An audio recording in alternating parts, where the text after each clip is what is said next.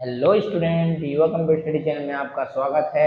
हमने पिछला lecture computer software का छठवां लेक्चर अपलोड कर दिया, सॉरी पांचवा लेक्चर अपलोड किया है। आज अपन छठवां लेक्चर अपलोड करेंगे। मैंने पिछले लेक्चर में आपको असेंबलर के बारे में बताया, इंटरप्रेटर के बारे में बताया, इंटरप्रेटर और एक चीज़ और बताया जिसका नाम है कंपाइलर। ये मैंने इतनी चीज़ें आपकी पिछली वीडियो में पढ़ा चुका हूँ।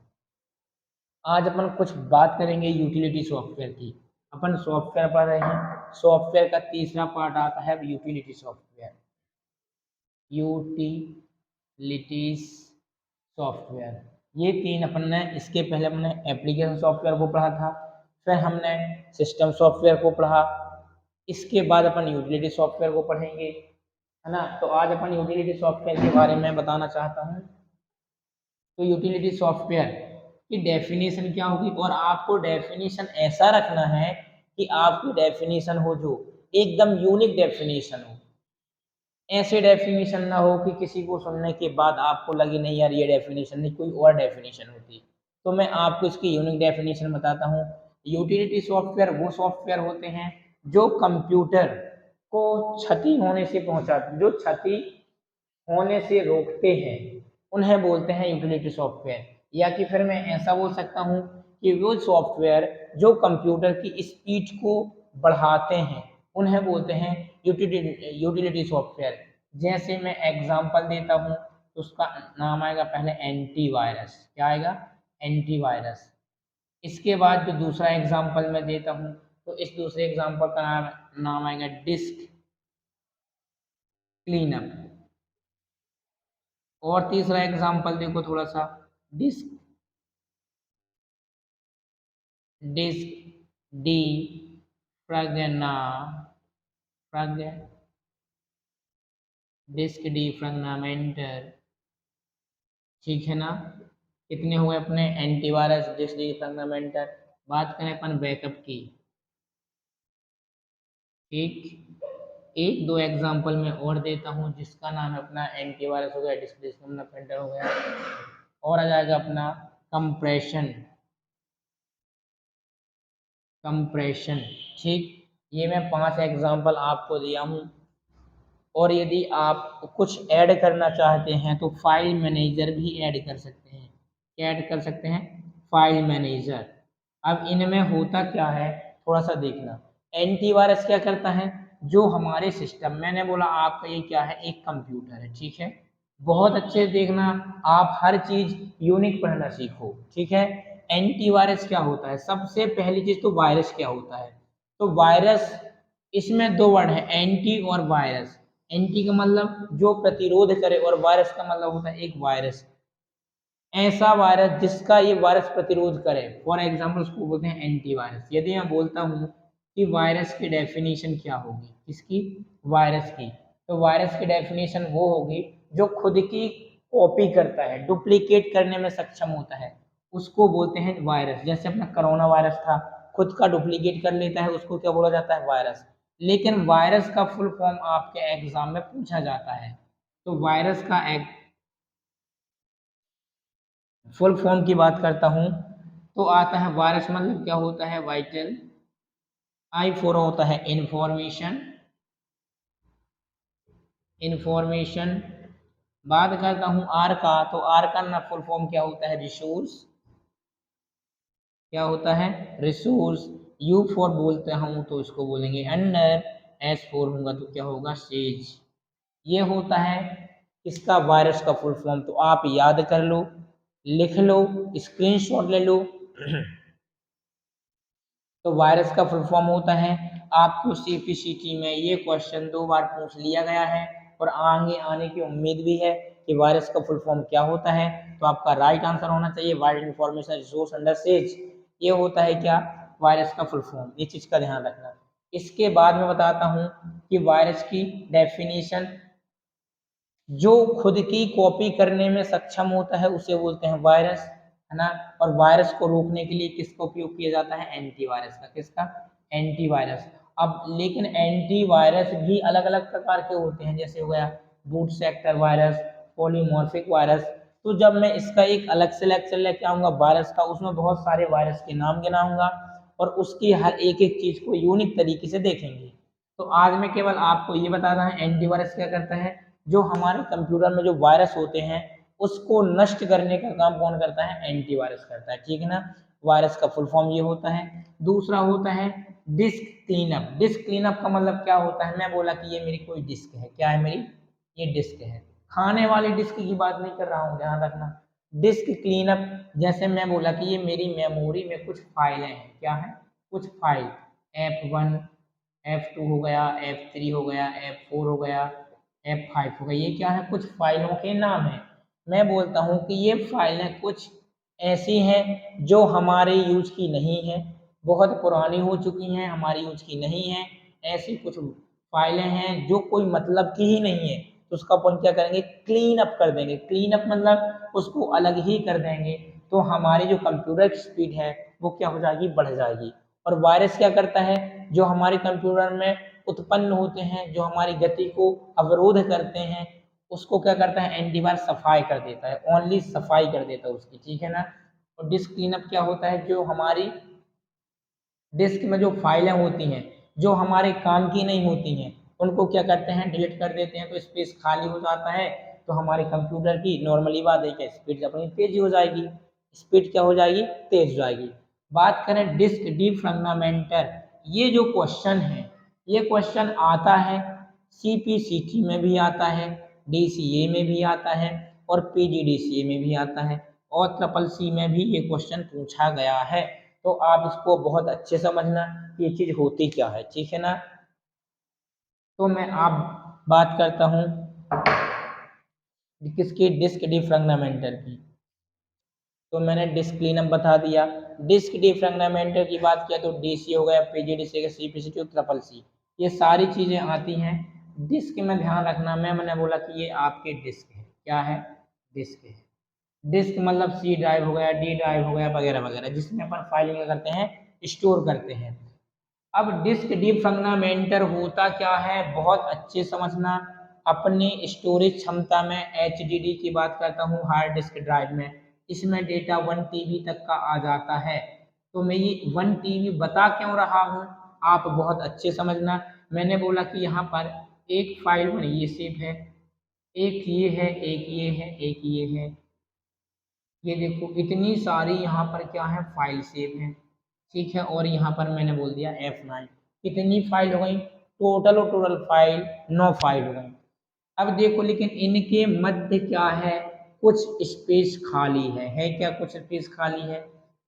मेरी ये, मैं मान के चलता हूँ कि 400 GB की हार्ड डिस्क है, मान के चलता हूँ, और बहुत सारा स्पेस खाली होने के बावजूद अपनी फाइल सीक्वेंस रूप से नहीं जमी है, ठीक है। और वो अपनी डिस्क का क्या बताने लगा, फुल मेमोरी बताने लगा। फुल मेमोरी बताएगा तो होगा क्या, कि जो ये फाइलें हैं ना, ये पास पास ना होने के कारण अपने कंप्यूटर की स्पीड को क्या कर देती हैं, कम कर देती हैं। कैसे, कि यहाँ पर जगह खाली है, ये फाइल यहाँ पर सेव होना था लेकिन ये स्पेस खाली है, यहाँ का स्पेस खाली है, यहाँ का, यहाँ का, यहाँ का। तो इसमें क्या होता है कि जो कंप्यूटर सिस्टम होता है वो हैंग करने लगता है, ठीक। तो इस प्रक्रिया को बोला जाता है डिस्क डिफ्रैगमेंटर। अब बोलोगे सर एक बार और बता दीजिए, तो देखो अपने जो हार्ड डिस्क में होता है, इसमें फाइल, जो फाइलों के मध्य क्या होता है, स्पेस खाली होता है। स्पेस खाली होने के बावजूद अपनी जो फाइल होती हैं वो सीक्वेंस से नहीं जमी होती हैं और मेमोरी फुल बताने लगता है। तब इन फाइलों को अरेंज करने के लिए जिस विधि का प्रयोग किया जाता है, इन फाइलों को अरेंज करने के लिए जिस विधि का प्रयोग किया जाता है उसको बोला जाता है डिस्क डिफ्रैगमेंटर। ये चीज का ध्यान रखना, ठीक है ना। और इसको कैसे अपन अरेंज करेंगे, वहां पर स्टार्ट होती है अपनी वर्चुअल मेमोरी। क्या होता है, वर्चुअल मेमोरी। अब बोलोगे भाई साहब ये वर्चुअल मेमोरी क्या है, तो वर्चुअल मेमोरी वो होती है जिसको हिंदी में बोलते हैं आभासी मेमोरी।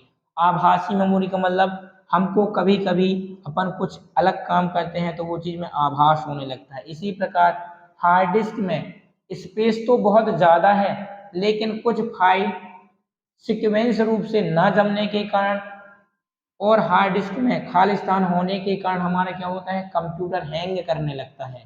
तब वर्चुअल मेमोरी वहां पर एक्टिवेट होती है और इन फाइलों को क्या कर देती है, सीक्वेंस से जमा देती है।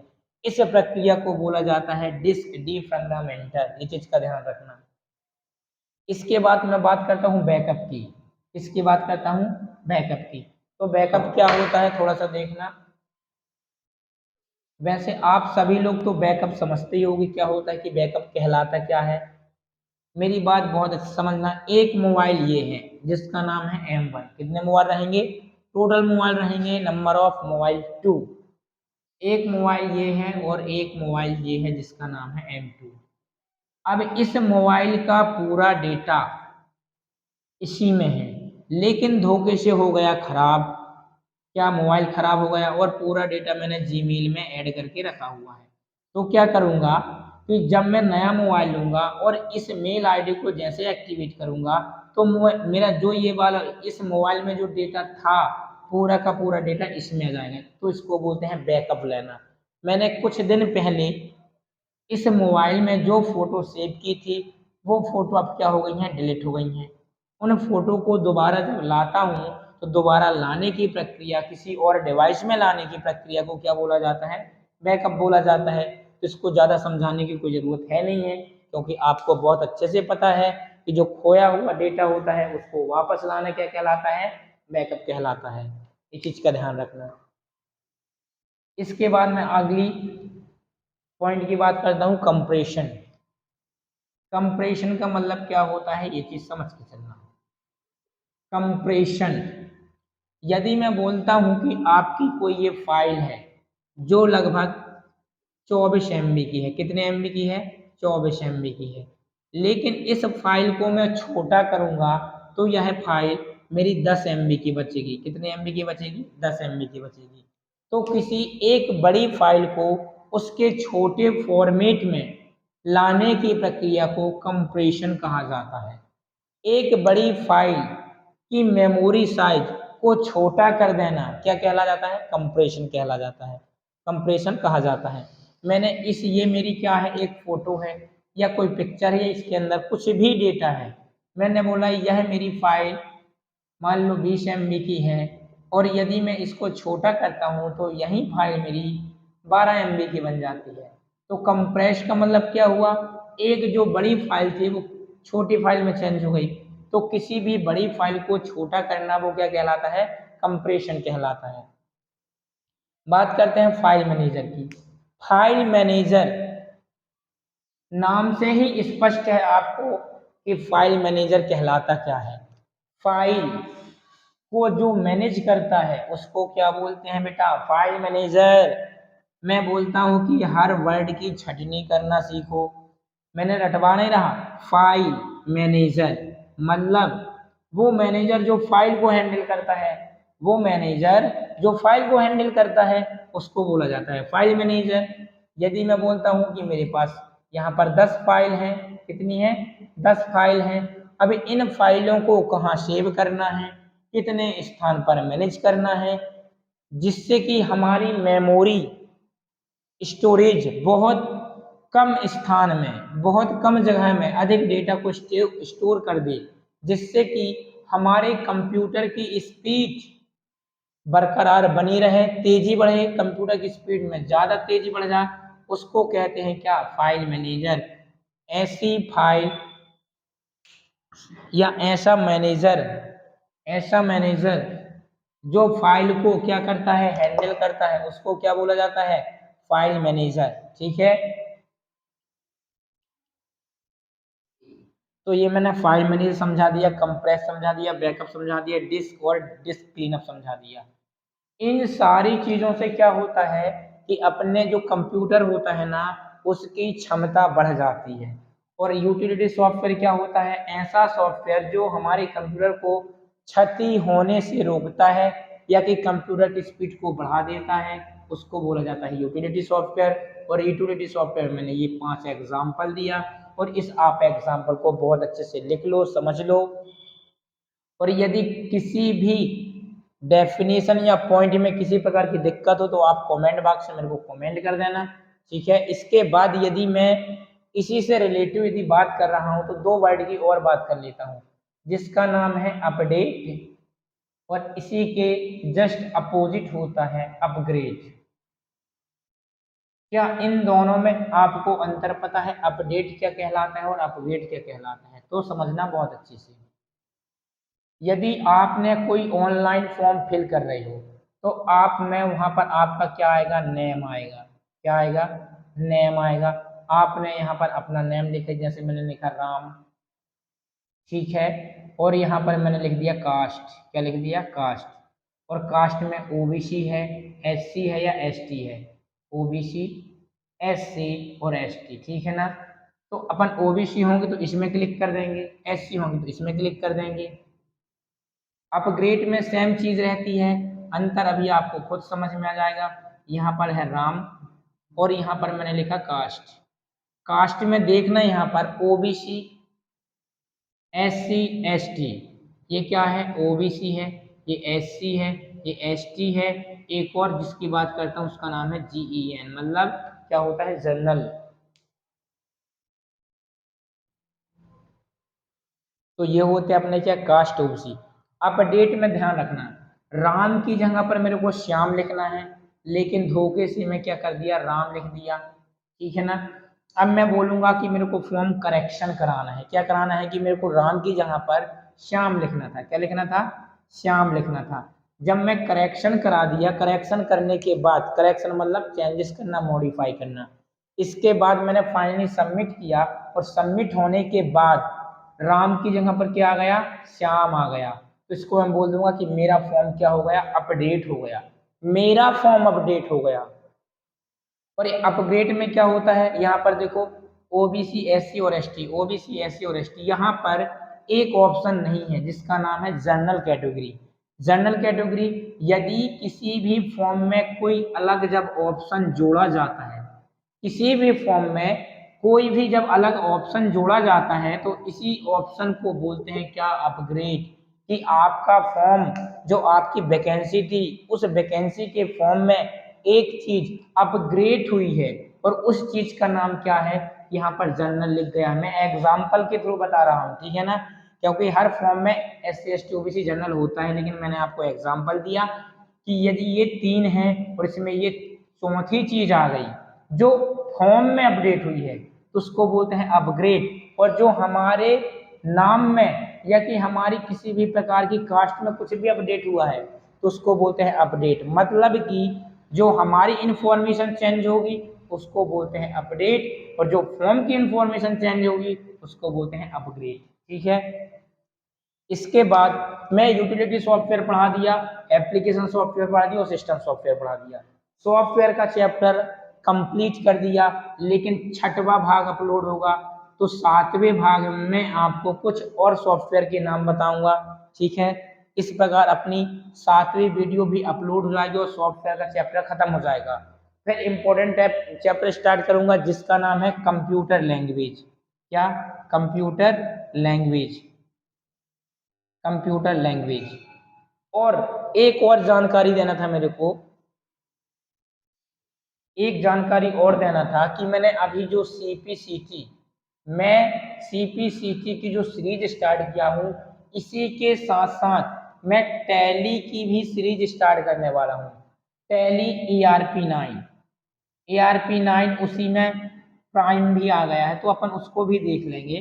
तो सीपीसीटी के साथ साथ अब मैं टैली ERP9 को भी अपडेट करने वाला हूँ। अपडेट का मतलब ये है कि अब मैं टैली की वीडियो बनाऊंगा, ठीक है, और सीपीसीटी की। मेरा टारगेट रहेगा कि एक वीडियो पर डे सीपीसीटी की अपलोड हो और एक वीडियो पर डे टैली की अपलोड हो। और यदि मेरे को ऑफलाइन क्लास के बाद टाइम मिलेगा, क्योंकि देखो मैं ऑफलाइन भी पढ़ाता हूँ और ऑनलाइन भी पढ़ाता हूँ, यदि ऑफलाइन क्लास के बाद टाइम मिलेगा तो सीपीसीटी की एक वीडियो और अपलोड करूंगा और टैली का एक प्रैक्टिकल वाला कर दिया करूंगा और एक थ्योरिकल वाला कर दिया करूंगा। तो टैली में दो वीडियो अपलोड करूंगा, एक थ्योरी का और एक प्रैक्टिकल का। यदि ऑफलाइन क्लास से मेरे को टाइम मिल गया तो मैं इसका प्रैक्टिकल भी करूंगा और थ्योरिकल भी करूंगा। और एक इसका सीपीसीटी 100% है कि मेरा टारगेट रहेगा 2 वीडियो का, यदि ऑफलाइन क्लास से टाइम मिलता है तो 2 वीडियो CPCT करूँगा और 2 वीडियो किसकी करूँगा, टैली की करूँगा। तो आप मेरे साथ जुड़े रहें। वीडियो आए तो क्या करें, लाइक करें, सब्सक्राइब करें और शेयर करें। धन्यवाद।